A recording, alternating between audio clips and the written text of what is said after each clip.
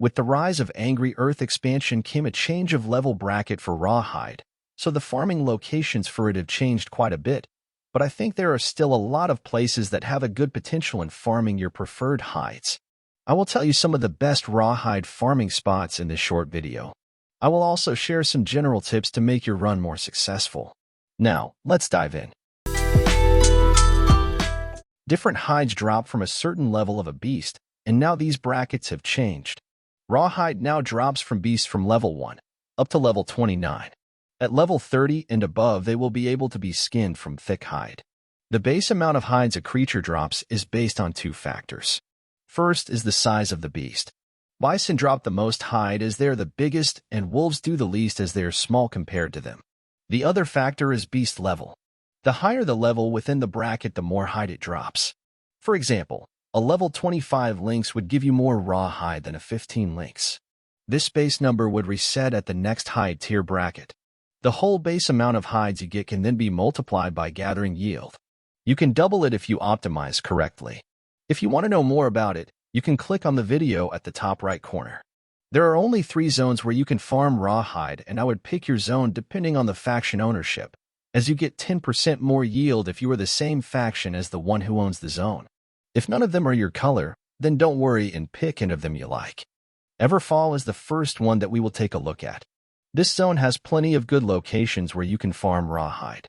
There is a good hilly area that is inhabited with a lot of pumas and deer. Both of them give you a lot of rawhide. Up north near the border with Weaver's Fen, you have a green land with wolves wandering about. This one is a bit worse than the previous one with pumas and deer.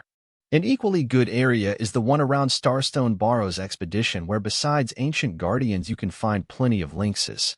Up north is the worst spot of them all, because wolves are very low level, but if you put your time in you can get a decent amount of rawhide.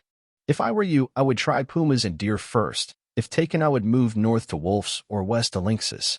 The next zone that has enemies low enough for you to be able to haunt animals is Windsward. This one has one amazing spot that might be taken all the time. It is the bison spot that also has some deer on the western side already in the area of Monarch's Bluff. This one also has a lot of hemp. If you are lucky enough to find it, you can farm both at the same time. Other options are low-level wolves and lynx on the east of the settlement, and wolf, deer, and pumas at the south of the zone's main town. By far the best option is where bison reside. However, it might always be taken. In that case, I would try my luck south of the settlement. The last area that has enemies that are up to level 25 is Monarch's Bluffs. This one has very few options on where to farm rawhide. You have a large area filled with wolves and bears. You also have one inside a cave that is filled with lynxes.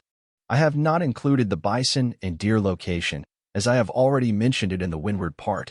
If I had to pick where to farm rawhide in this zone, I would pick the wolves and bear area down south, as I believe it is much less populated with other hunters like you.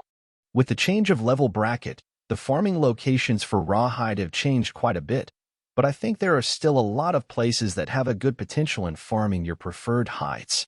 When you go on your run, do not forget to buff up with music to get as much yield as possible. I hope you have enjoyed this short guide video. If you did, you can give it a like and you can subscribe for more content like this coming in the future.